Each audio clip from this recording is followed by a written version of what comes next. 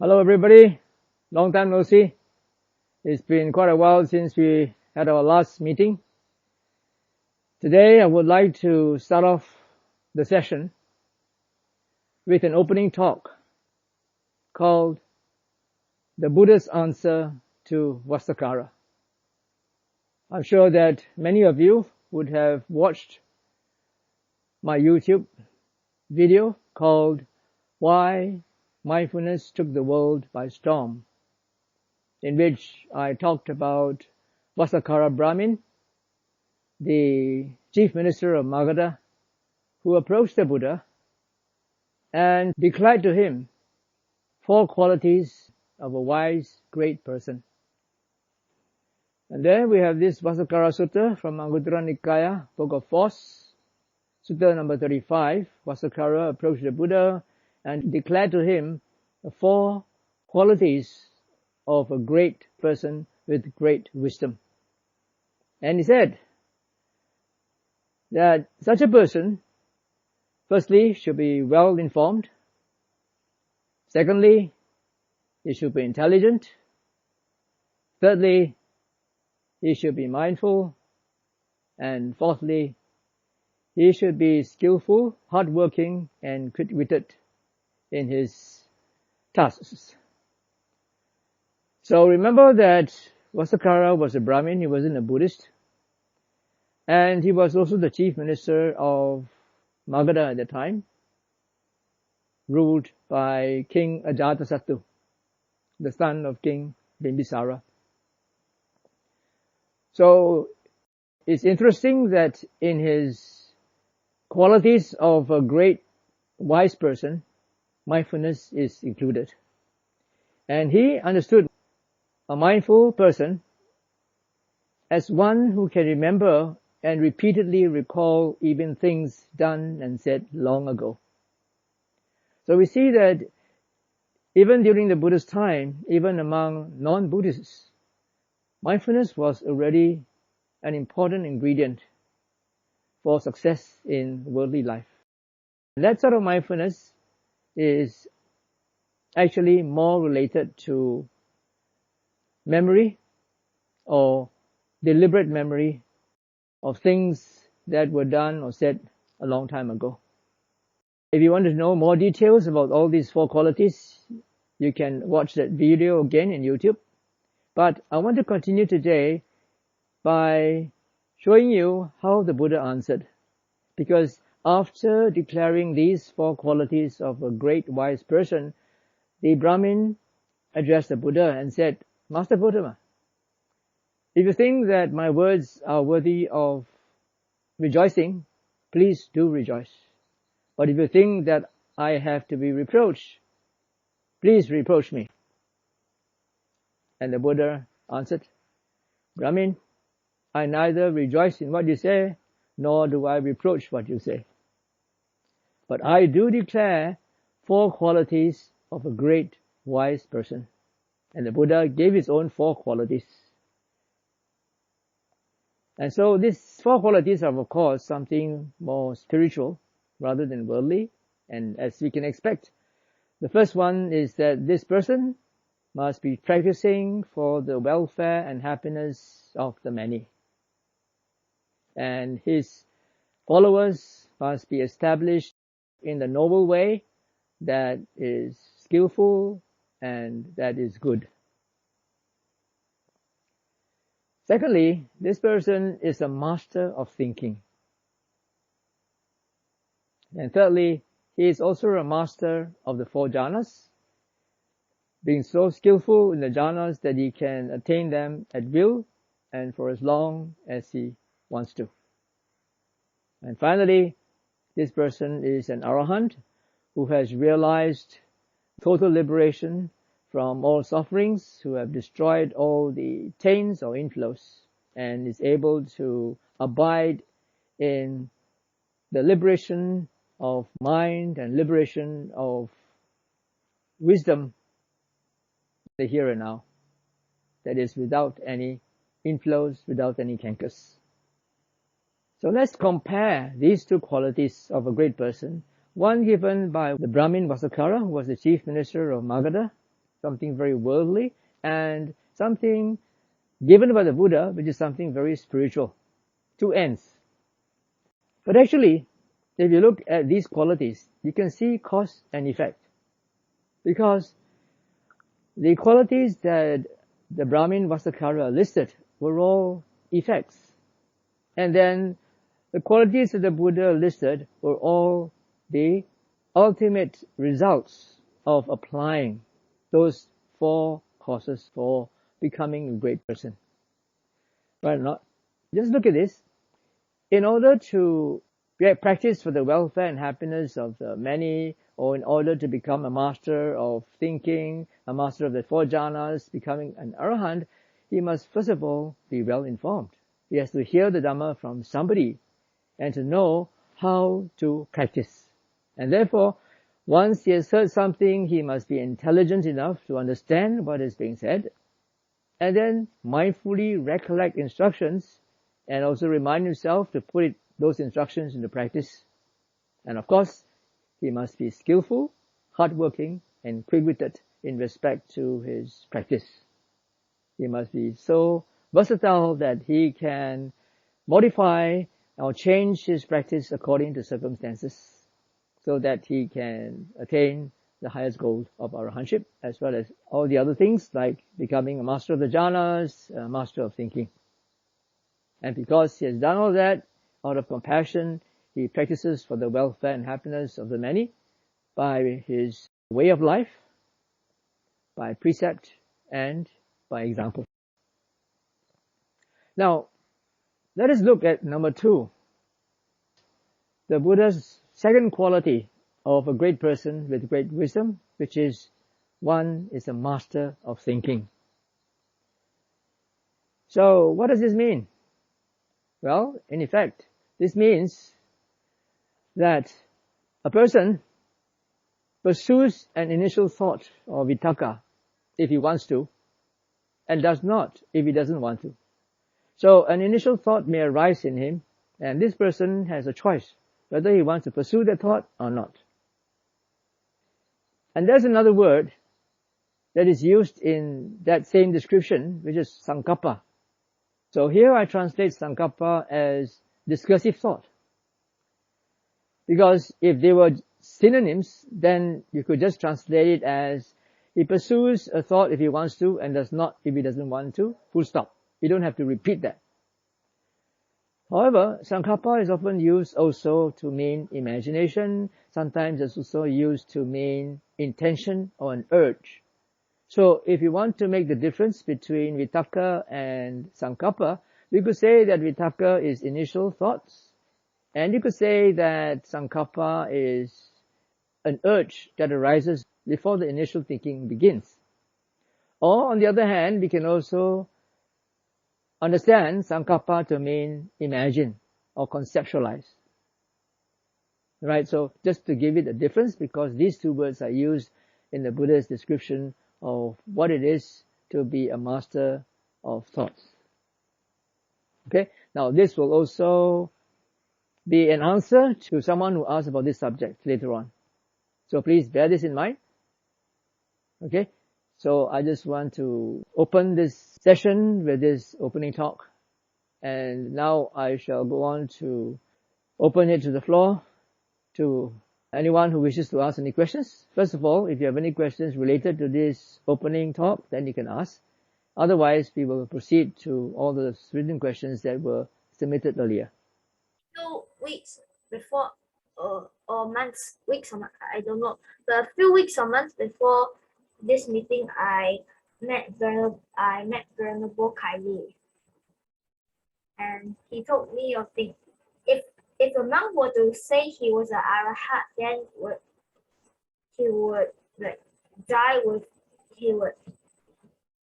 pass away in 7 days.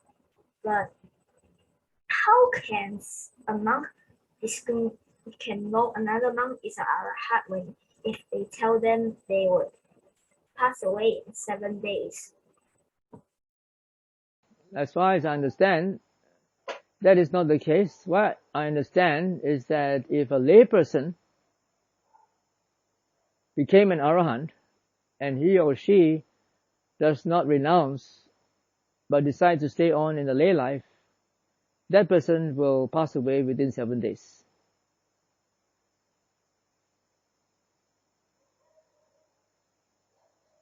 Okay? Can you get it?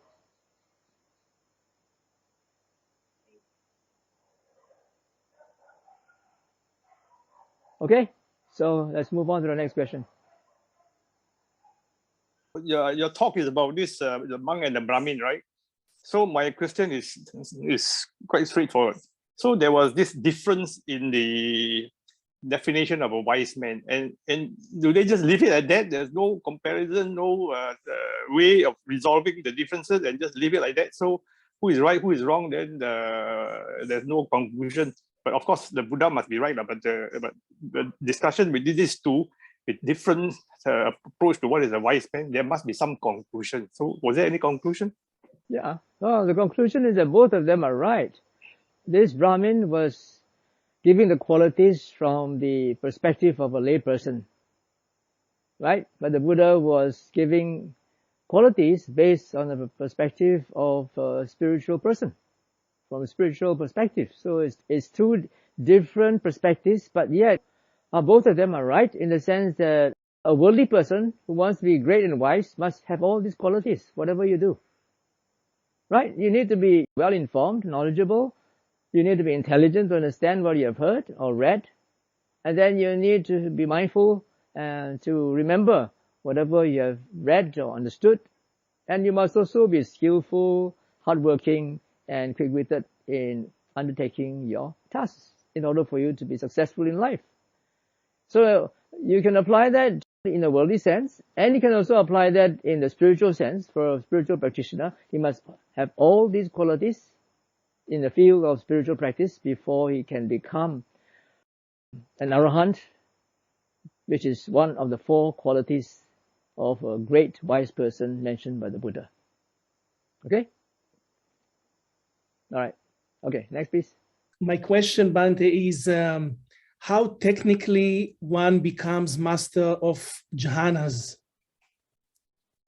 Well, we have to attain the jhana and become a master in them, in that you can enter at will for as long as you desire and come out at will. Some people are able to attain the jhana, but not at will, but by fluke, and then they cannot get in again because they haven't reached mastery. Some people can get in, but they have no control over how long they can stay in there. So the criteria is that you must be able to do so at will whenever you want to, stay there as long as you want, and come out of it as fast as you can. Okay? Okay, thank you. Right. Next, please. Bhante, I'm Munchin. I am 56 years old. I am now in Bangkok, pursuing this study on Buddhism. I like to ask Bhante, the qualities that Bhante mentions about from Vassakāra, are these qualities conformed to the Sappurisadhammas, the 7 Dhammas expounded? Not really. Not really. This is a bit different. This is a separate thing altogether.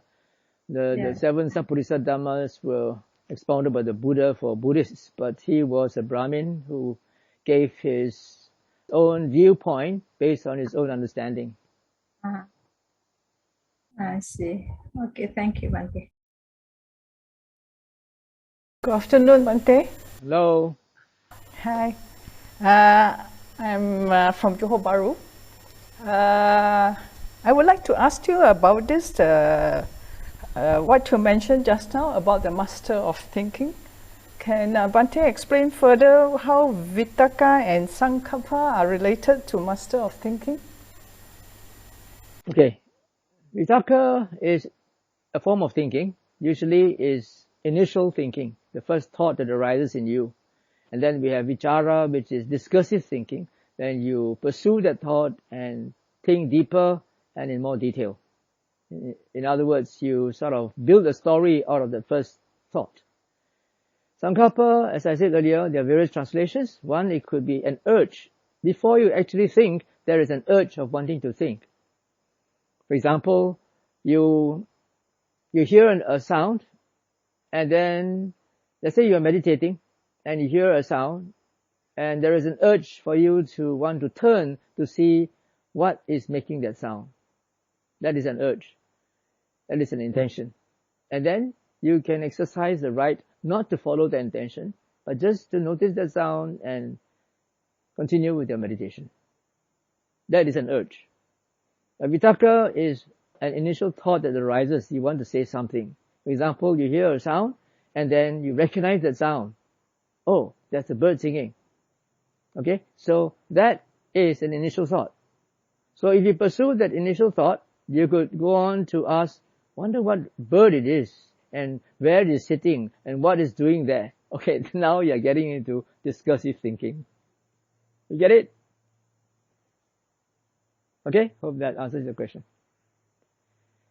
Okay, Sakikoto Bhante, I would like to ask the question in regards to the slide just now when you mentioned that the mindfulness, a mindful person, they will actually remember their action and also the things that they have actually said before.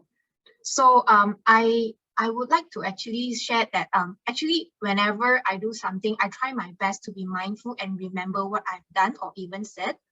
But the thing is, after a while, I tend to actually forget, especially when I was reading some of the Dhamma books or even going through Dhamma talks, memory tend to fade away. So is it because I'm not mindful enough, or is there any way, or is it because I have actually have memory problems? Does practicing meditation actually helps me in this way to actually, remember things better? Yeah, thank you, Bhante. Okay. I would think so. I always like to give the example of learning a new language. When you try to learn a new language, you need to exercise a lot of mindfulness, willful or deliberate memory to remember what the certain characters represent, and also to remember the sound that you are supposed to produce and how to articulate your tongue and your voice box, right? And you have to do that very deliberately. Like a child who is starting to learn the alphabets, he will have to say A is for apple, B is for boy, C is for whatever, and do that again and again until it becomes internalized, until the sati or your mindfulness becomes sanya or spontaneous memory. So after you have become skillful in learning a particular language, you don't have to spell out the word anymore. You don't have to figure out how to pronounce it. It comes naturally because it's really embedded into your subconscious. Right? So you need to practice a lot and make more effort to intentionally remember so that it can become internalized. Yeah, that's why, because when you study for an exam, you don't just read and understand what you study. You have to make a deliberate effort to memorize that so that on exam day you can recollect what you had remembered and then answer your questions correctly. Okay? Right. Good afternoon, Bhante. My question is, as a lay Buddhist, I try to reduce the defilements as much as I can. And to me, this is why I try to practice mindfulness. I find it easy to reduce at the level of action. I think it's like you don't hit people when you're angry. That sort of thing is quite easy. Even speech is relatively easy, but trying to not have the angry thoughts rise in my mind is rather difficult. This seems to be related to what you were talking about earlier, the difference between vitakka, vichara, and saṅkappa. So theoretically, after following Bhante's talks, I can even identify what are the causes and conditions that give rise to these bad thoughts. And I can also, I also know theoretically that if you feel angry with somebody, you practice metta, you can overcome the angry thought. But these things don't prevent the angry thoughts from rising again and again. So I would like to ask Bhante, is there some way you can try to reduce defilements rising in your mind? That's why we have right effort. Right effort is the desire or the effort, the energy expended to abandon unskillful states that have arisen and to prevent them from arising if they have not yet arisen, plus also the effort and the desire to arouse yet unarisen wholesome states, and once they have arisen, to maintain and develop them to fulfillment. That is right effort. You have to put in effort to do that. And again, body and speech belong to the realm of sila, which is relatively easier to do. But in any case, you still need to be able to catch your intentions to do something bad or to speak something that is hurtful to somebody. And once you catch the intention, you can restrain yourself. Correct? Yeah. Well, you still need mindfulness. Without mindfulness, without being able to be aware of the initial urges and thoughts before you do something or say something, you can never practice your sila. Correct or not? Yeah. So that is on a grosser level. But on a more subtle level, that is what we call mental development. Yeah. So you are actually on the right track. Thank you. You just need to keep on doing it. And I've mentioned many times before, but you can understand intellectually the causes and conditions behind all these unwholesome and unskillful thoughts and judgmental things that are going on in your mind. But because you don't have enough depth of wisdom, you cannot prevent them from arising. So you have to see again and again the causes and conditions behind how these thoughts arise, and then you can understand the folly of entertaining them. Then you can understand the second and the first noble truth. Now, it is because of you are clinging to some idea of how people should behave. That is basically the primary reason why we have so much judgmental thoughts about other people or about ourselves. Because we are clinging to certain ideas or expectations of how people or oneself should behave. Right? That is the main thing. That is the main problem. So if you're able to understand cause, condition, and effect as often as you can in as many aspects of your life as possible, then automatically this clinging will reduce. Because you know everything is a product of causes and conditions. You cannot blame yourself. You cannot blame others. You are a product of causes and conditions. And then the effort made in order to improve yourself is also a cause and condition. Right? So it's an uphill task. It's an upstream task that you need to persevere. Okay? Thank you, Bhante. Okay. Sukyanto, Bhante. Nice seeing you, Bhante. Hi, hello. Yeah, I just intrigued by your second slide on the point on the vitakka. If one person has vitakka, which is one of the 5 factors of jhāna, then that person is already fulfilling the first slide on the jhanas, especially jhana 1. Am I correct? No, you are not correct. Because everybody has vitakka. But in the first jhana, you need to have all of them. Vitakka, vichara, piti, sukha, and ekaggata. So it's not so easy to get the first jhana. Alright? Hope that answers the question. You got another question? No. Just related to the vitakka. Mm-hmm. Most of the vitakka is actually related to the nimitta, the application of the nimitta. the sign, the first sign. Mm-hmm. So in Samatha meditation, a person who has all the 5 factors, of course, will have the first jhana. Correct. And the second jhana is when the vitakka and vichara disappear. Yes. So if that's the case, then slide 2 on the vitakka is just only talking about the first jhana, but in your first slide is all the 4 jhanas. First slide. Yeah, the first slide is on a person who has mastered all the 4 jhanas. Oh, no, that's another quality. That's another quality. So I would think that the vitakka and the saṅkappa that the Buddha referred to in the second quality, all right, is not the vitakka and vichara of the jhanas.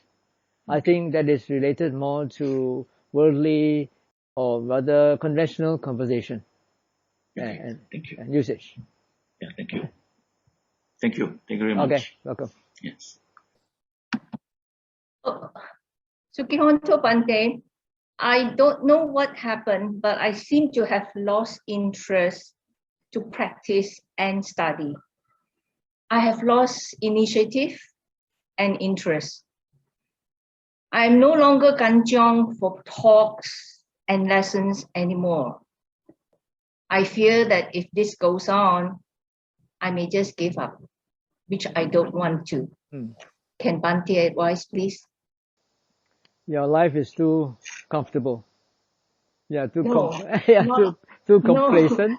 You haven't seen not at all. You haven't seen enough suffering.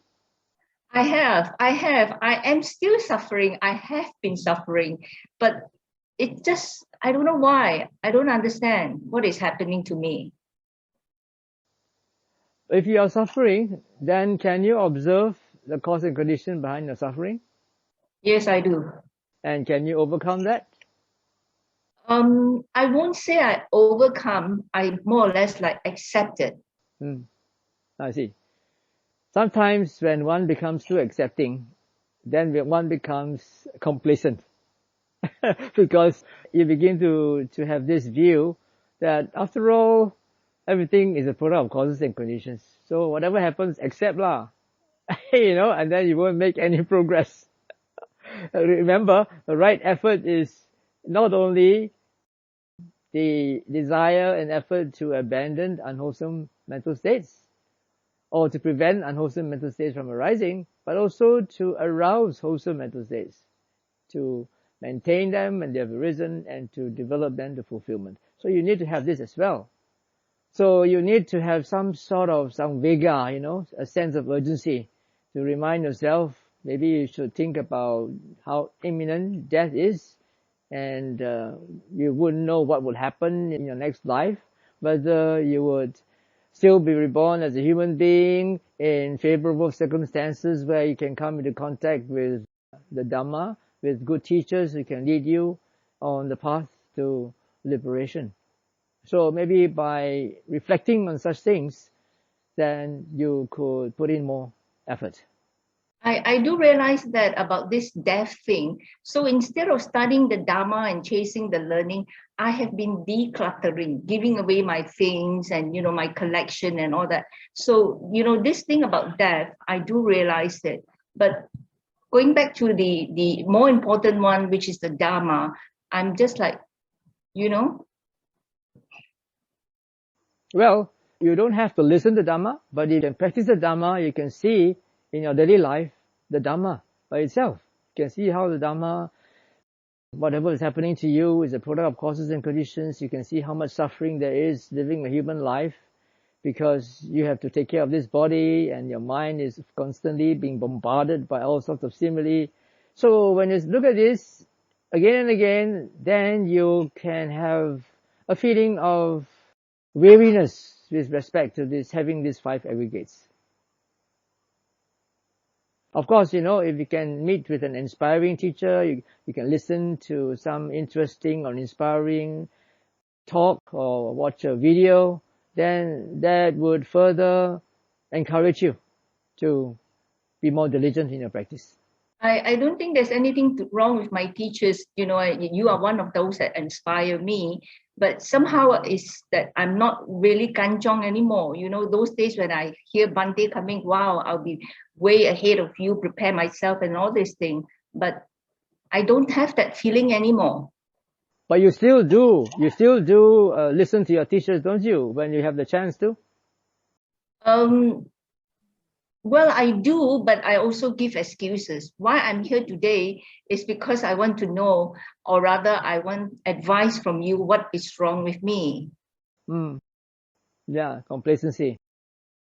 That's what is wrong with you. I mean, you need to have a sense of urgency. Sometimes, you know, it's part of the life in samsara. You go through periods of ups and downs. You're going through a certain period when you're very fired to attain liberation as soon as possible. And then later on, you know, you might slack and go down again and go up again.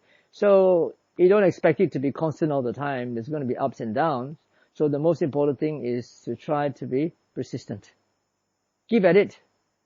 I'm quite normal then. Yeah. Okay. Yes. You are quite normal. Just that now you are not at your peak, but at your lowest.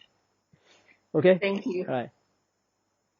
Okay, I would like to further understand or better understand the method of open mindfulness meditation, because my question was, I have to be in the car for 6-8 days, 6 to 8 hours in the car, getting from one state to another. I didn't drive, but I was driven from Oregon to New Mexico. So I was practicing with your guided meditation, the open mindfulness meditation. So my question now is, as I practice that, I realized something. While listening to the verbal instructions, isn't that in itself also a distraction in a way, whereby the mind starts to pay attention, sustain attention to the instruction itself? Why should that be a distraction? That is the first, second, and third qualities of a great person as outlined by the Brahmin Vassakāra. You need to be well informed, right? You need to have the right information to know how to practice. You need to be intelligent enough to understand what is said, and you have to be mindful to recollect instructions and put it into practice. Right? And then you have to be skillful and intelligent and hardworking. So that's what you need to do. Yeah. You having said that, I think the next step is to practice the open mindfulness meditation without any more guidance, without any further or repeated instructions from your video. Correct. Am I correct? Correct. Yeah. Yes. So that leads me to the next question. So as I then start to use the 5 senses, quite aware of it changing from, you know, the different sense door. After a while, as you know, I mean, I'm in the car for hours on end. After a while, what next? What happens? I mean, I'm just going through the senses round and round, touch and go. Yeah. Then what? Do you fall asleep? Then what? No, I did not fall asleep, but I try very hard. Here's another side thing. I try very hard not to listen to the radio that's playing in the car. The one who's driving wants the radio, wants the music. So I try very hard to make that as just sound. That is just sound. But it's difficult because a lot of songs are very attractive, are very like Mara, you know, drawing my attention to the words of the song.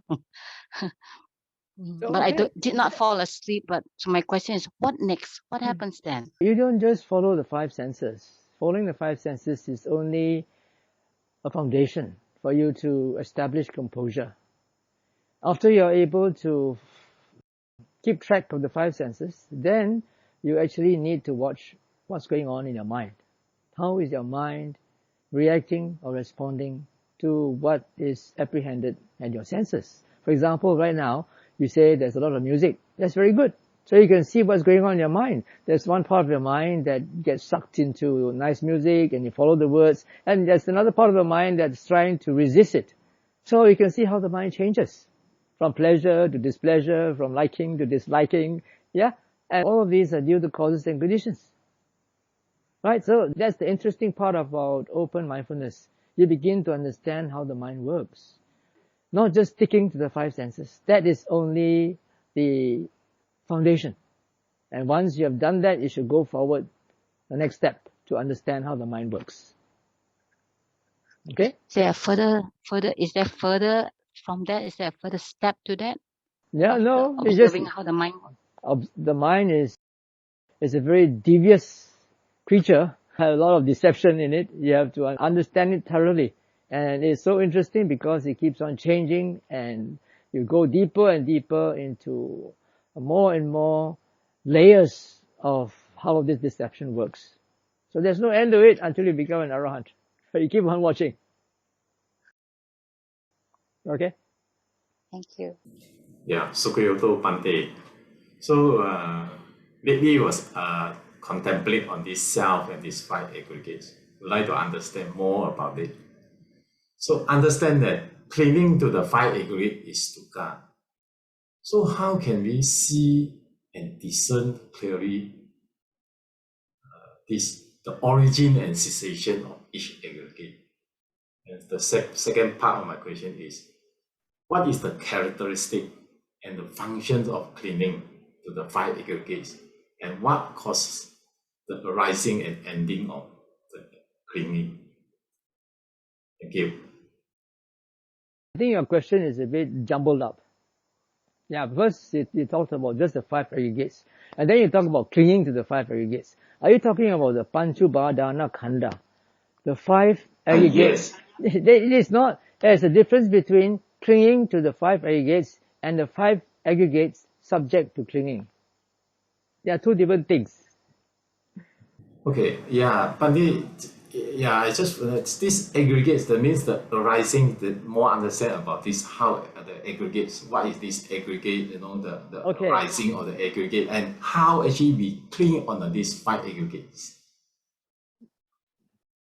Let me refresh your memory on some of the things that I've mentioned before. I often talk about the three stages of composure. First stage is when you are able to see what's going on in your mind. There are many thoughts coming and going as though simultaneously, but the mind is not ruffled by them. Alright, so in this first stage of composure, although there are many thoughts coming and going, the mind is not ruffled by them, the mind does not reject or follow them, but it cannot acknowledge them because they are so fast and many. Before you can acknowledge it, another thought comes. Before you can acknowledge it, another thought comes. And yet, you do not follow those thoughts. You allow them to come and go.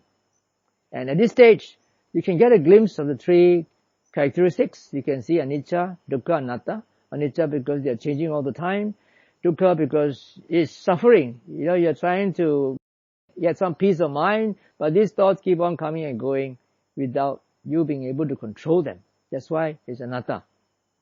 Yeah, you can see anicca, dukkha, anatta in this way, but without understanding cause, condition, and effect, because there are no gaps in between. You have no time to actually understand how one thought arises and passes away before another thought arises, because it's so fast, continuous. Now, the second level of composure through open mindfulness is that your thoughts are spaced apart, while the mind is anchored to the five senses. So they are not so close together now. They become spaced further and further apart. Okay, this is a time when you can understand and see cause, condition, and effect.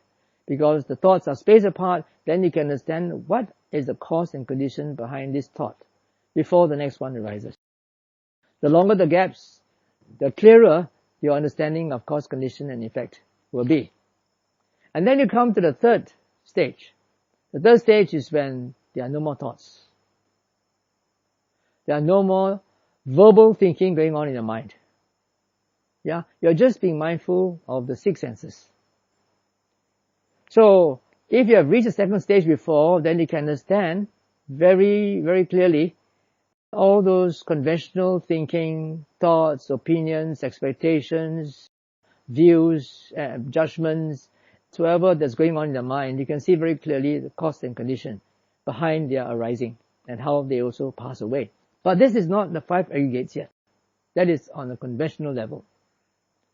But then when it comes to the third level, when there are no more verbal thinking, that's when you must learn how to watch the 5 aggregates in the ultimate sense. No more concepts. This is just form, is just form.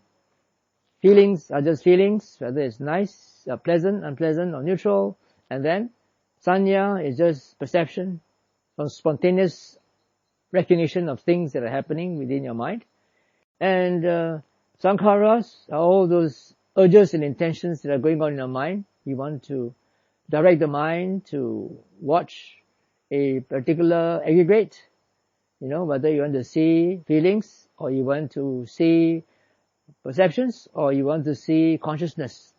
And then consciousness itself is the state of being conscious, of being aware. So if you want to understand the 5 aggregates, you have to get to this level, the level where there are no more verbal thinking. Then you can understand the 5 aggregates in the ultimate sense. Alright, you can understand, for example, how perception arises. Perception is recognition of something. How does the recognition of something arise? You can see very clearly it's because of a sense stimuli somewhere.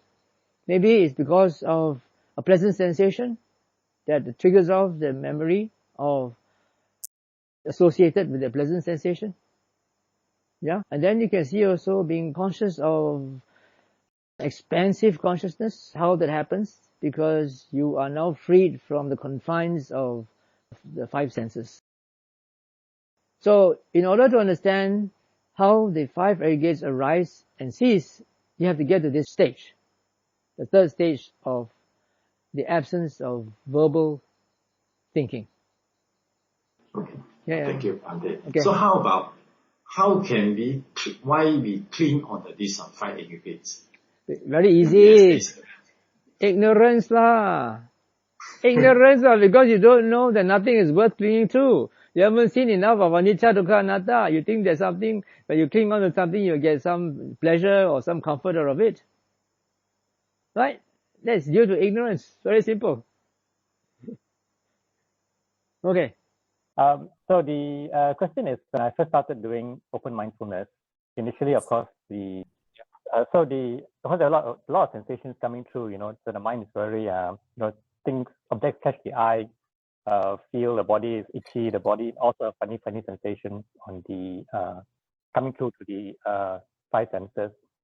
But after the mind settles down, nowadays I find that the attention is increasingly drawn towards the sensations within the body. So, and when I say sensations within the body, it's not that I feel the body organs like what some people say they do. It's just that, for example, I feel that maybe there's a tension in the body or some vibration within the space where the body generally is. And the question now is that, should I continue to be free and easy and allow the awareness to go where it wants to go, which is within the sensations in the body? Or should I do more active point and shoot and come back out? Okay, what's coming through to the eyes? What do the ears hear? What do I feel on the skin? So that's the question. Okay. The thing is, I always say that if your mind settles to a particular sense object, for people who have done focused mindfulness practice before, there would usually be the breath or the rising and falling. Then I would always say, ask yourself, besides the breath, besides the rising and falling, what else can the mind be mindful of? So in your case, you can do the same thing.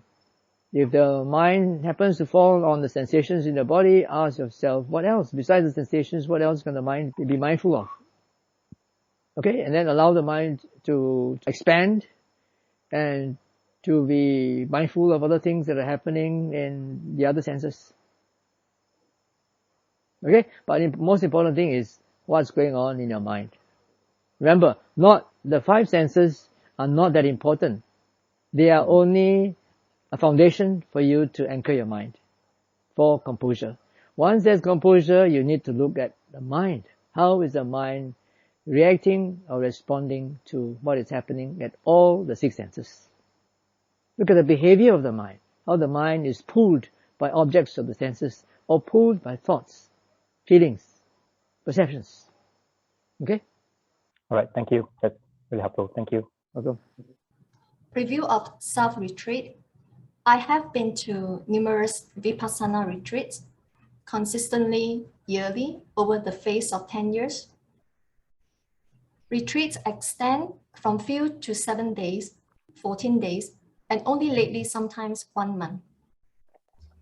My own self-analysis. I'm strict to myself. I follow the monastery timetable on the number of hours sitting and walking. I consider myself very determined and persistent, putting effort on mindfulness of daily activities and strictly observe the precepts. The rising and falling is unclear. Floating on object can sit long, but I still follow the 1 hour sit, 1 hour walk routine. Other teachers answer, keep continue. Bhante, your feedback and recommendations is most appreciated. The most important takeaway is that the posture is not as important as the quality of your mindfulness. What's the point of sitting long when your quality of mindfulness is not good? If you can't find the rising and falling, are you able to be mindful of what's happening at the other senses? Yeah, you can open up your mindfulness and be mindful of many things happening, not just the rising and falling. There are many sensations that are happening in your body, various parts of the body. In the Mahasi tradition, if you cannot find the rising and falling, they would usually ask you to do sitting, touching, right? But here I'm asking you to open up your mindfulness, not just to sitting, touching, be mindful of whatever that you can see, hear, smell, taste, or feel with the body. So there's no lack of objects. You can move around the senses. So don't feel despair because your rising and falling are not clear. There are so many other things that you can watch, and especially how your mind is responding or reacting. So after sitting for some time and you find that you're getting sleepy or you're getting restless and you cannot make use of that mental state to further your practice, you're so restless that you cannot just sit back and watch the restlessness come and go, like I said, at the first level of composure. They are so overwhelmed by it, then get up and walk. When you're walking, then you can be mindful of the things that are happening. That will also help your blood to circulate and refresh you, so that when you sit again, you can have more energy. So don't let the posture be a deciding factor. Although it's good to have discipline, but then what is more important is the quality of your mindfulness. Okay? Lately, I heard one of the talks by Bhante's 4 Noble Truths. In one of the parts, Bhante said that even the arahant, the thoughts also keep arising. In the Vitakkasaṇṭhāna Sutta, MN20, it states that this monk is called a master of the habitual ways of thoughts. Whatever thought he wishes, that thought he will think. Whatever thought he does not wish, that thought he will not think. In this comparison, I'm confused. Hope that Bhante, with your great compassion, can help to distinguish it clearly. May I be blessed to understand Bhante's explanation. Did I really say that? Just now I just said in my opening talk that one who has mastered his thoughts, his thinking, is able to think what he wants to think and not think what he doesn't want to think. In fact, if you listen carefully, if you watch that video carefully, and I've asked Michelle to make an extract of it, which she shall replay now, you will see that I did not say that arahants are assailed by uncontrollable thoughts. On the contrary, listen to what I say, or watch what I say. As long as you have the 5 aggregates, you are subject to this. As long as you are conscious, the mind will be bombarded by all sorts of stimuli through the 5 senses.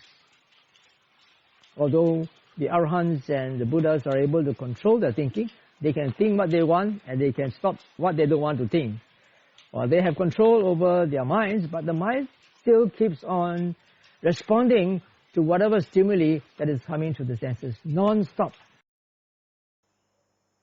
So, responding to whatever stimuli coming through the senses does not mean that he is necessarily thinking. For example, an arahant is walking along the path, and then an insect stings him. Yeah, he has to respond to it. He comes across something crawling across the road. He has to respond to it. And then he walks and his bladder is full. He has to respond to it. He feels hungry, he's got to eat. Correct. He feels hot under the sun and he has to make a decision to go in the shade to cool off. You see, so as long as you have these 5 aggregates, the mind has to respond to whatever is perceived through the senses. Okay? Alright, so I hope you deconfuse yourself. Bhante, Yes. Bhante, can I ask further question? But accordingly, the monk is a master, the arahant is the master of the habitual ways, which means he would not be affected by the surrounding by itself. How can not be affected by the surrounding? If bladder is full, then he doesn't have to go to urinate. Huh? Then how Buddha sit on the tree there and just sit there and say, if I don't get enlightenment, I will not get up from the seat. Have you tried doing that before for yourself? I was thinking, should I try now? Is it true that Buddha say that? I guess that's because I don't know how true that is, but it could be because his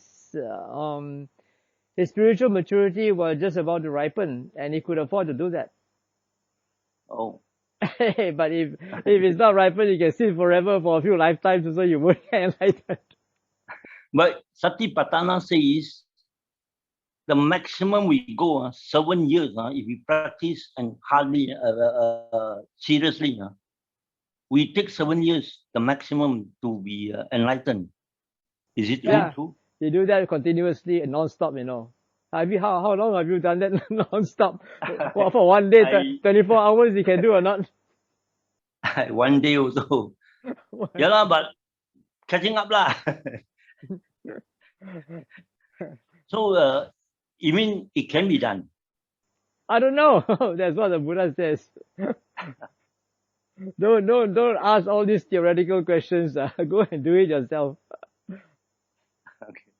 Okay, now the next question is, Bhante, I've been practicing for 2 years, in the evening from 8 to 10, non-stop, every day lah. Sometimes I can practice in the morning lah, if I have the time, or rather I feel like practicing. But lately, why was my 8 to 10 make me very sleepy? Suddenly the thoughts, I just cannot control the kind of thought that I'm going to sleep. I mean, I don't actually go to sleep, I will be like going to fall asleep, but I realize that I'm going to fall asleep. How is it? Is it cause and condition, or is it whatever it is? Of course, everything is a product of cause and condition. You just need to understand what they are. Did you have a good day? Are you feeling well? Did you eat too much? This happens every night, It just don't allow me to meditate anymore. Then don't sit. Stand. Sit in the morning lah. Stand, walk. If you're sleepy and then you cannot continue to meditate in your sitting posture, why sit? Stand. Stand, walk. Do something, do qigong, yoga, and still be able to be mindful of your body and your mind. As I said, the quality of mindfulness is more important than how long you can sit. But if I don't sit, then what quality can I get? Mindfulness, you can still be mindful while you are doing qigong, you're doing tai chi, walking, you're standing. In Sappurisadhammas Sutta, the second section is about postures. First one is anapana and kaya vipassana. Second one is about posture. The third one is about sati sampajanya. And also various activities. Instead, I turn my mind, because I'm old, 72 years old. I turn my mind into the breaking up of the four elements. Is it a good one? What do you mean by that? That means I'm watching my four element is breaking it up already. Are you imagining or are you really seeing it? I don't know. I'm just trying to see whether if this thing happen, is it that the four element is breaking it up or not? So that I'm watching whether it is like that or it is not. So if you're watching, how can you be sleepy? But it want to make me fall down to sleep, but I get up. I never sleep. So it means to say that your quality of mindfulness is not good. There's no clarity of mind. That means to say your spiritual faculties are not balanced. Not enough energy. Not enough energy. Yeah, you have to balance your spiritual faculty. Maybe because you're trying to focus too much on something. Too much samadhi will also cause sleepiness. Too much effort will cause restlessness. So you need to have mindfulness to look back at what the mind is doing and to check your level of energy every now and then. If it's too little or if it's too much, and then you have to balance it. But being old, has he got any problem? Yeah, of course, also he has problems because your faculties are all now getting more dull. Your physical strength is also reducing. So getting old means there is a breaking down of all the elements in your body slowly. So if I were to watch the breaking up of the four elements, were I able to see the Nirvana? I don't know. I don't teach that. That's not how I teach open mindfulness. I don't teach watching the four elements. Okay. Okay. Thank you, Bhante. Okay. Thank you very much. Okay. I have viewed more than once your open mindfulness videos and especially remember to apply what else can my mind be aware of, refrain. When I am suddenly falling asleep during formal sitting while focusing on my breath. And sometimes remember when distracted while walking here and there.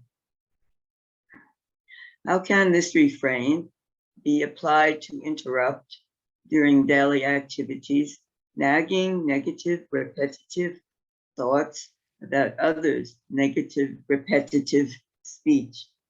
That's the first. Second, as well as when physical discomfort or pain arises during daily activities. Well, of course, that's one way of keeping the mind occupied, because the mind is, by nature, object dependent. As long as you keep it occupied, asking yourself what else can the mind be mindful of, other objects, then it will not have the time to get lost in thoughts about this and that. And once it runs off from the five senses, you can immediately identify that it has gone lost in thoughts. Right? So it serves as a reference point. If you are not with the five senses, then what is the mind doing? You must be thinking, lost in thought. And so that's why asking yourself, what else can the mind be aware of when you say that, or what else can the mind be mindful of in terms of the five senses, then if you're not with the five senses, then you must be lost in thoughts, imaginings, and so forth. And therefore, whatever you're doing, whether you're doing formal sitting or whether in your daily activities, if you keep yourself anchored to the five senses, you will cut down all unnecessary and unproductive thinking. I'm not saying that you completely stop all thinking, but you have the space to decide whether you want to pursue a thought or not, whether that thought is productive or unproductive. If it's an idle thought, an unproductive thought, then don't follow it, come back to your senses. So when you're having pain or discomfort, instead of focusing on that pain and then dwelling on it and feeling sorry for yourself and trying to resist that pain, you can distract the mind to other objects of the senses. Maybe seeing, hearing, or feeling other pleasant sensations in your body. In that way, the mind will not become obsessed with the physical discomfort and be distracted. And that could also ease the pain if it is composed. Yes.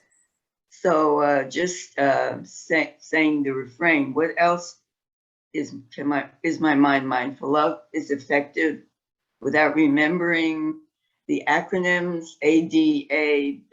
It's difficult to remember them, WENT.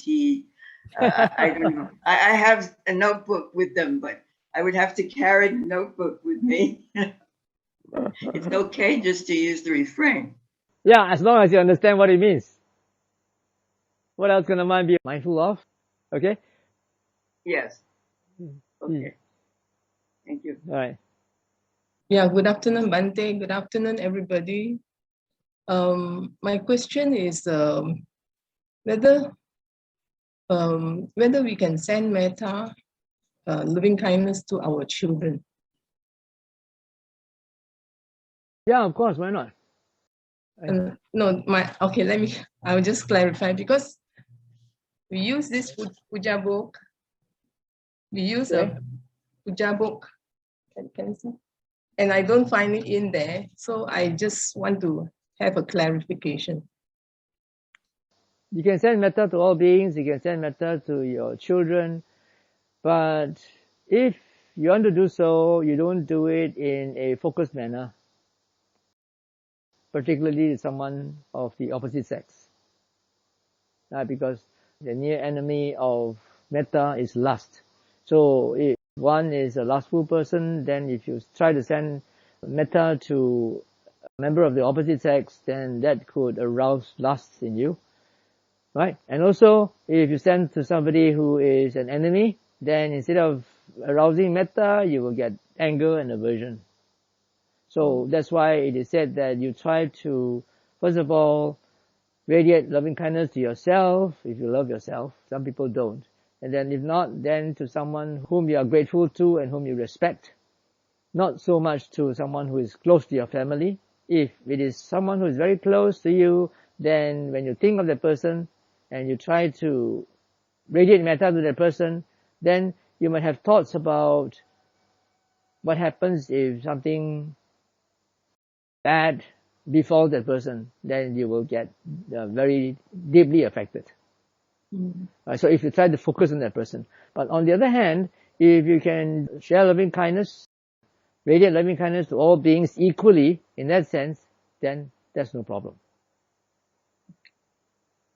Yeah, sometimes, although the Buddha compared metta to a mother's love for her only child, right? There's a difference between a mother's love and loving kindness. A mother's love is unconditional for her child, no doubt, but it is tainted with attachment. Whereas true loving kindness is also unconditional love without the attachment. Okay? Okay. Thank you. Okay. In AN 494, the Buddha points out 4 aspects of samatha practice that the one interested in learning to meditate should inquire about. The mind should be steadied, composed, unified, and concentrated. The commentary, I understand, say this corresponds to the 4 jhanas. I'd like to ask Bhante, how should the mind of an occasionally stressed out layperson be steady, composed, unified, and concentrated? And what would the benefit or disadvantage be of doing so? Okay. First of all, let me clarify. that the commentary did not say as what you wrote. The commentary said that these 4 steps of samatha practice should be understood in relation to each of the 4 jhanas, which means you try to steady the mind in relation to the first jhana, you try to compose the mind, you try to unify the mind, you try to concentrate the mind in relation to the first jhana. And then you do the same thing for the second jhana, which means you try to steady the mind in the second jhana, you could try to compose your mind, try to unify the mind, and finally you try to concentrate the mind in respect of the second jhana, and so forth.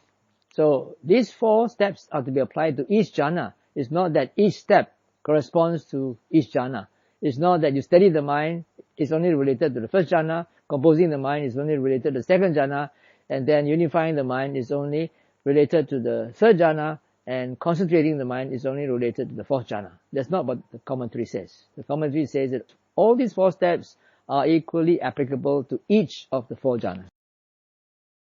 Now, what you gave is probably a translation by Bhikkhu Bodhi, and the translation is, I guess, in a modern idiom so that people can understand.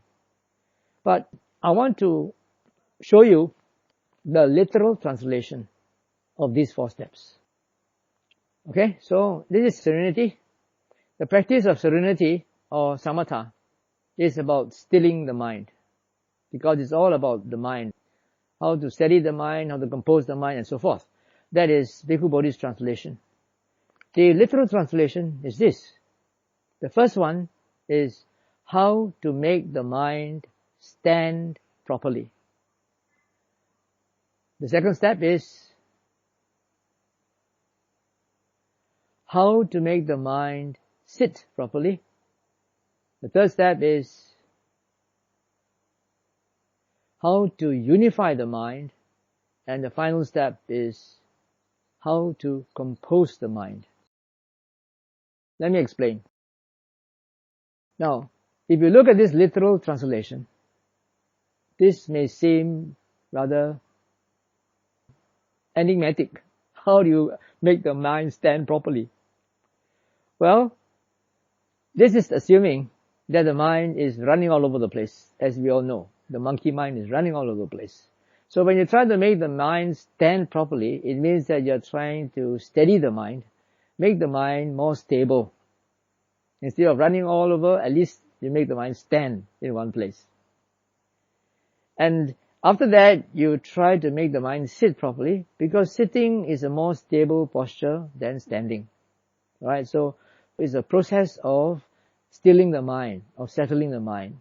First is running or walking all over the place, then you bring it and make it stand in one place instead of all over the place. And then after that, you make it sit down. And then thirdly, you try to unify the mind, trying to make it stay there in one place without going all over the place and getting distracted. And finally, you compose the mind. So it is a sequential process of stilling the mind, from making it stand properly, to sit properly, to unify it, and then to compose the mind. Here I translate the word compose from the Pali word samadhattabang. There is the verb form of the word samadhi, which I prefer to translate as composure rather than concentration. Now, samadhi is made up of sang, a, and di. Samadhi. Sang means properly, a means to bring, and di means place. To properly bring and place the mind. So this means that by the time you reach that 4th stage, you have control over the mind, and you can properly place the mind wherever you want to. Okay?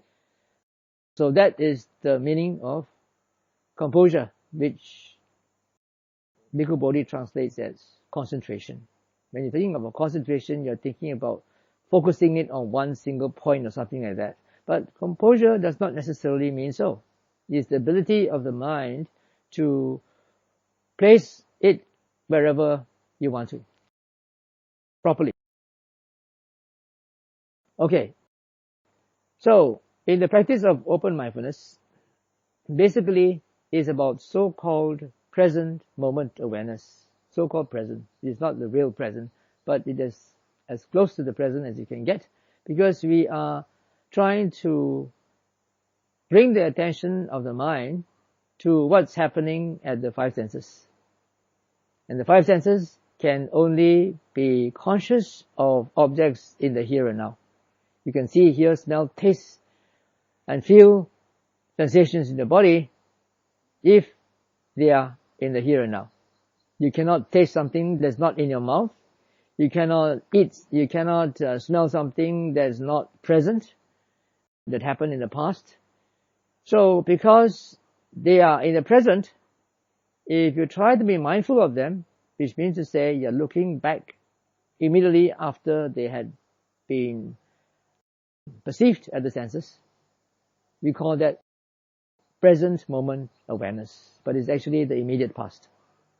So when you do that, as I said earlier, the mind is object dependent. If you anchor the mind to something that is so close to the present, then it wouldn't have time to get lost in thoughts about the past or about the future. If you want to know more about how this works, you can go to YouTube and look for this video, Why Mindfulness Took the World by Storm, and I explained it very systematically from the beginning, when I ended and said that the so-called present moment awareness, which means to say bringing your attention back to the five senses, will bring about composure. And composure is the ability of the mind to pay attention without being distracted by thoughts, feelings, and perceptions. And that's why mindfulness took the whole world by storm. Because people understand mindfulness nowadays, secular mindfulness anyway, as present moment awareness. They try to be present, so-called in the present moment, and because of that, their minds become composed. And what happens when you become composed? Then you have clarity of mind. And then that brings about efficiency in whatever you're doing. Right? Whether you're studying, or whether you're doing some household chores, or whether you're attending a board meeting, or whether you're doing your own computer work, clarity of mind will bring about efficiency. That's why there are some corporations in the West who actually give extra time after their lunch break to their staff for them to meditate. Of course, most of them will just do mindfulness of breathing, which is also present moment awareness because you're aware of the breath as it is happening. So when that happens, you compose the mind in the sense that you extract it from compulsive or obsessive thinking about unproductive or idle subjects. And after that, when you come out of that state of composure and you attend to your work, you will become more efficient. So that is the purpose.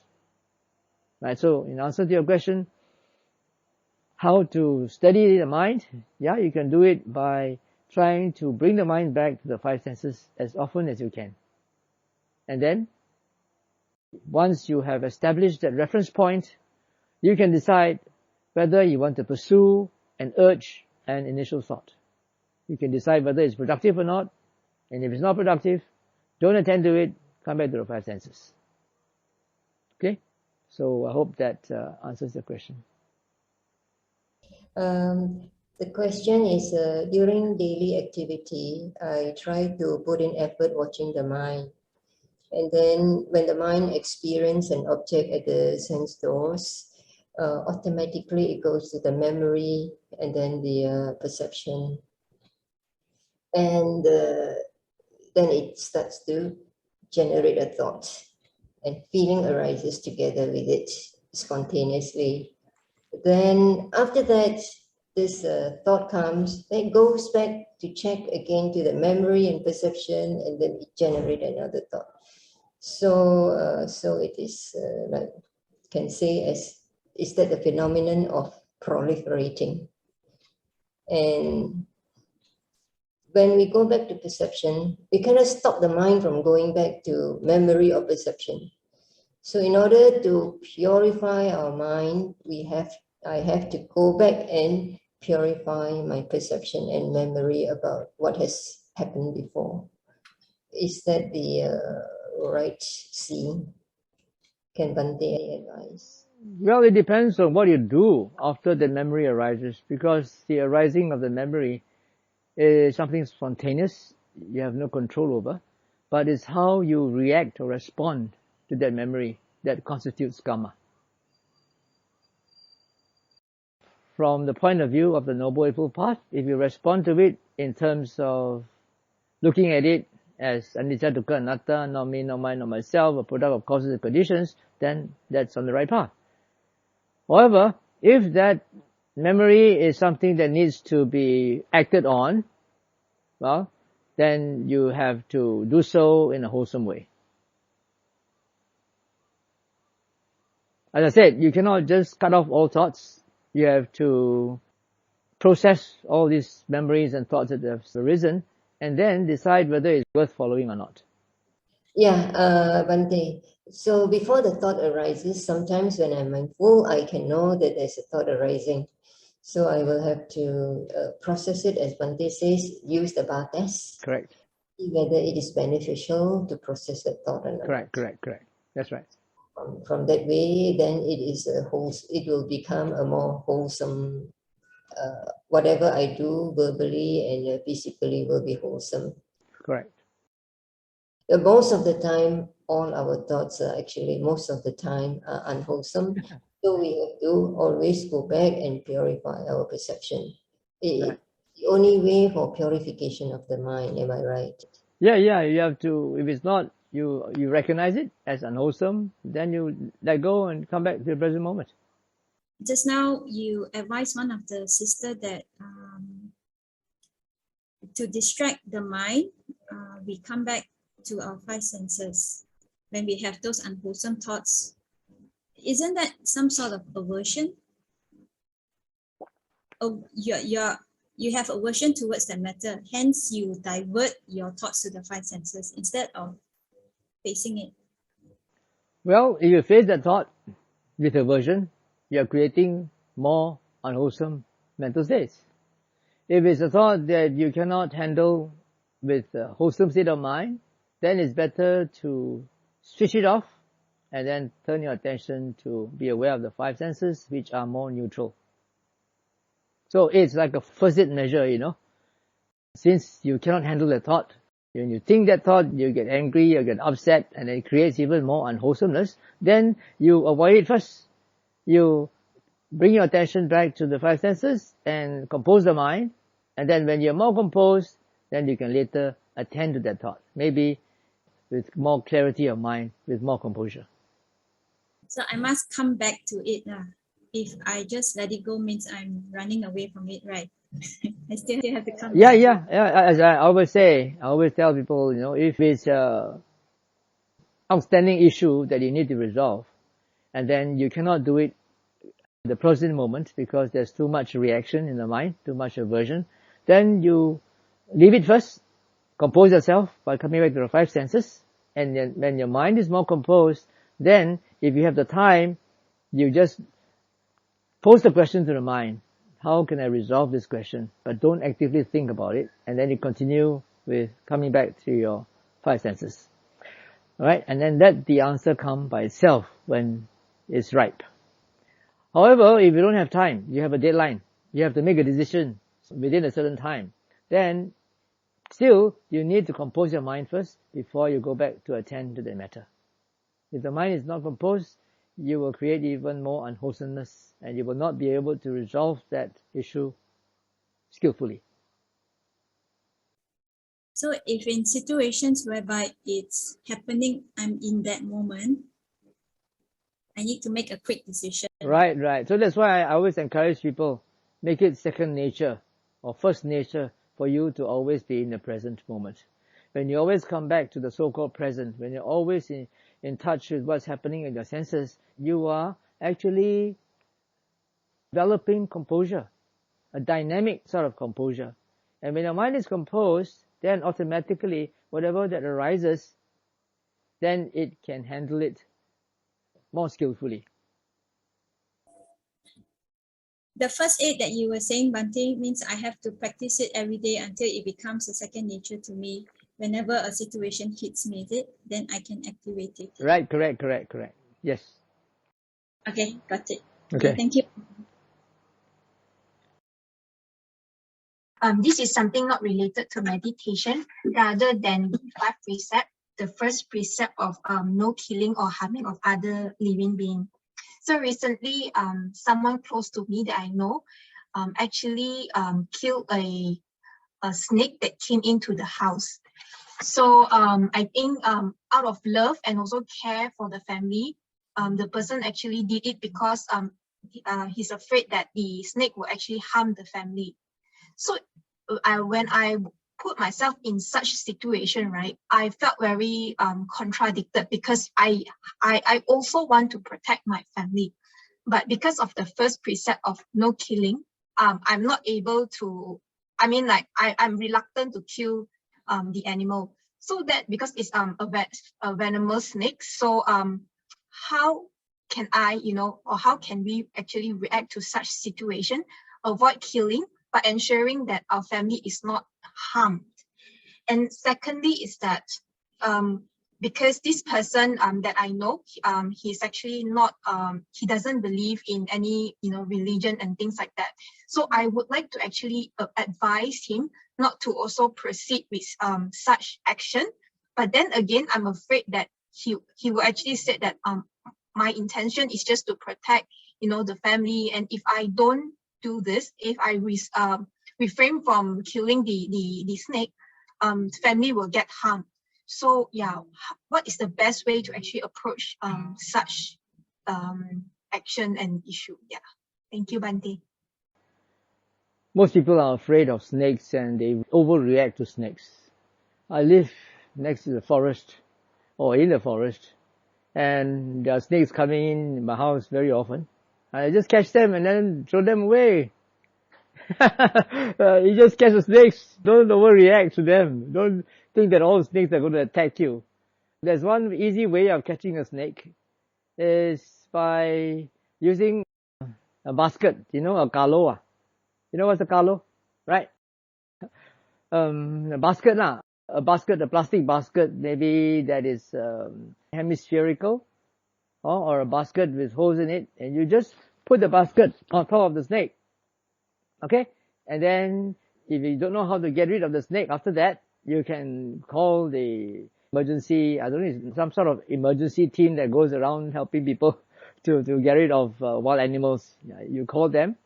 Or if you know how to do so, then there's one way of, after you have already caught the snake, the snake is rare, you put the thing over it, and so it's caught inside the basket.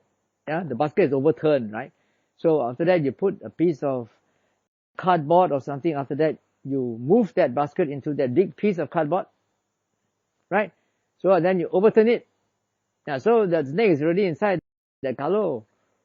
Alright, and make sure that you keep it covered before you release it somewhere else. Okay? And then as for others, it's not easy to tell others what to do, because each person has got his or her own views and beliefs. Right? But then, whether you kill for yourself or kill for others, killing is killing. You are still breaking the precept. You have to pay for it later on, either in this life or in future lives. Alright? I will ask about samatha meditation. So in samatha meditation, let's say breath meditation, I do reach a state of very deep bliss. Okay? This is not open awareness, just samatha means focus.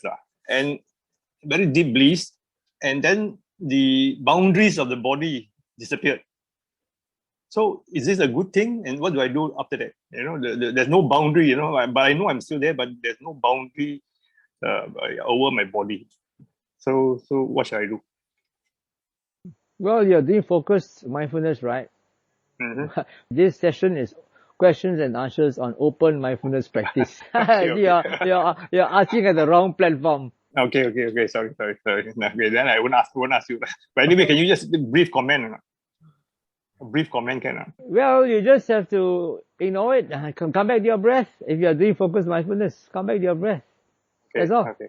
Yeah, if you get distracted and then get caught up in this infinity of space or expansion of consciousness, then you go into the arupas instead of getting into your breath.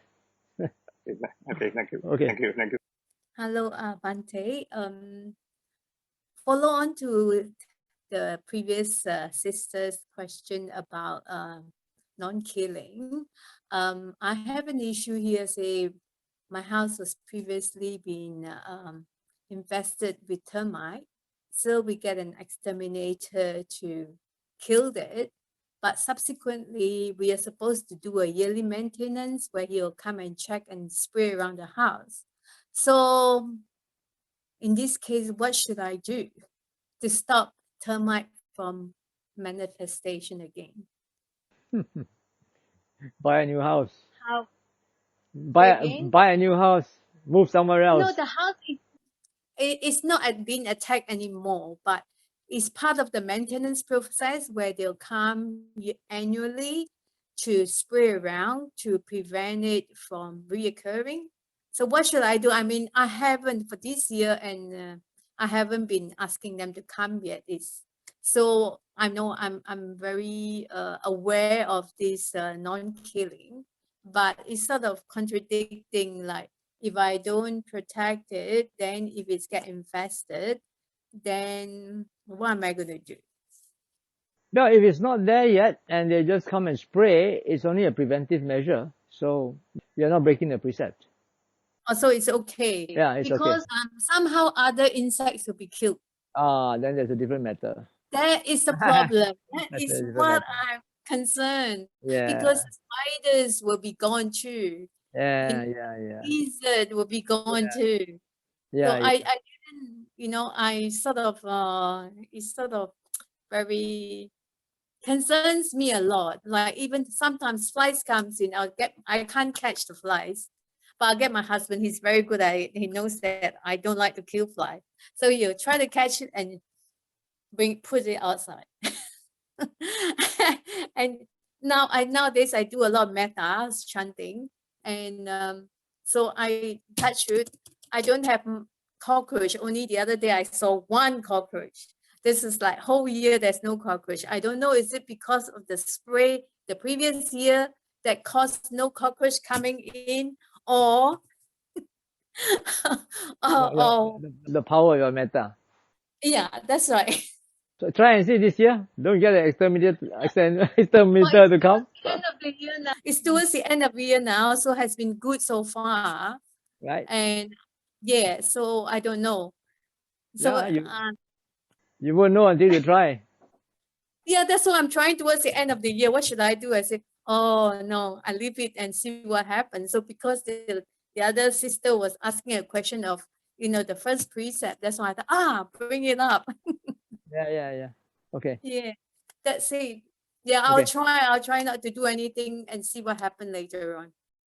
You can actually, when you're doing your metta, you could, in your mind, you could sort of communicate with the insects and ask them to go away, don't come near this house because the exterminator is coming and they're going to spray this place and you are going to get killed. So please don't come near.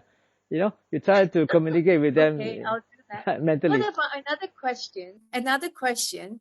Like when you are doing the cleaning in the monastery, like every quarterly we have a working bee, and most of the people don't like to do the ceiling because there's cobwebs. And I seems to be the one to do it because I couldn't handle it, because when I want to clean, I want to clean from the top before doing the middle and the bottom.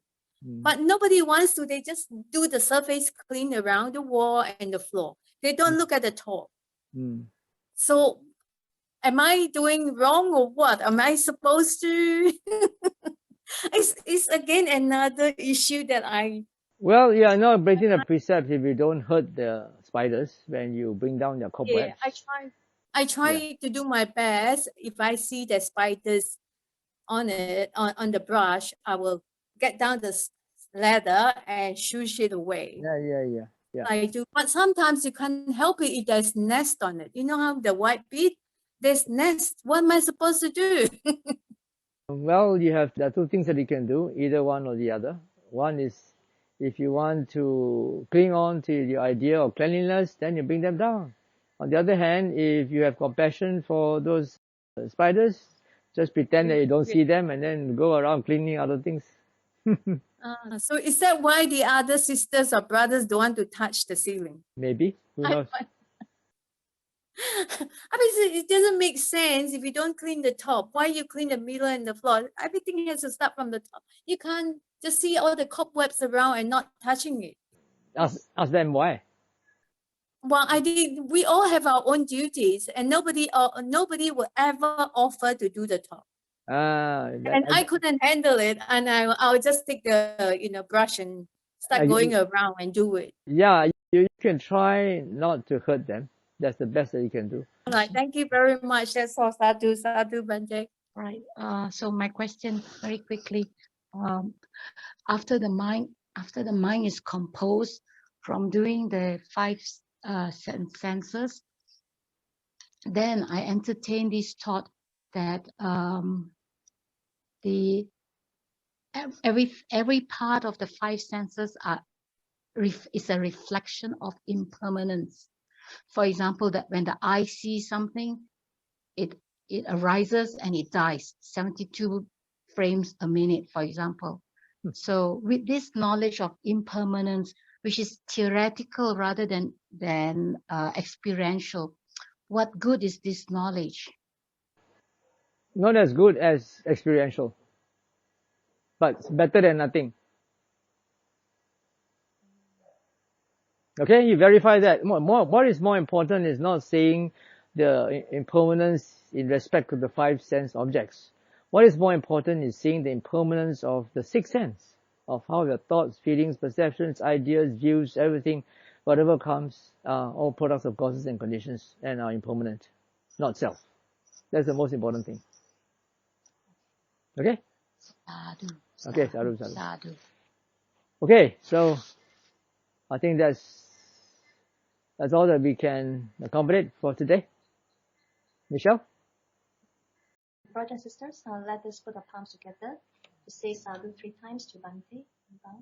You can unmute yourself. Okay?